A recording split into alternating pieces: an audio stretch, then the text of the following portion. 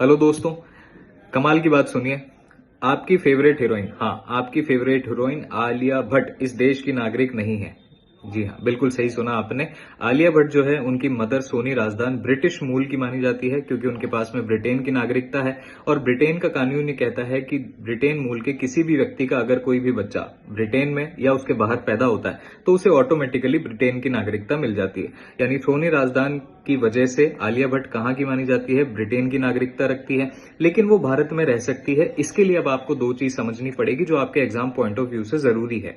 जैसे सबसे पहला आता है एनआरआई, इसको कहते हैं नॉन रेजिडेंशियल इंडियन, यानी कि भारत देश की नागरिकता रखने वाले वो लोग जो एक साल में 182 दिन से ज्यादा भारत के बाहर रहते हैं, पढ़ाई करने के लिए, काम करने के लिए, किसी भी कारण से, तो उन्हें कहते हैं एनआरआई, लेकिन इनके पास में भारत की ही नागरिकता होती है। दूसरे होते हैं जो कि है आलिया भट्ट जैसे लोग, जिनके माता या पिता भारत के हैं या फिर भारत के बाहर जाकर के बस चुके हैं और वहां की नागरिकता ले चुके हैं, लेकिन वो लोग वापस से भारत में रहना चाहते हैं, तो उन्हें ओसीआई कार्ड दिया जाता है जिसको कहते हैं ओवरसीज सिटीजन ऑफ इंडिया।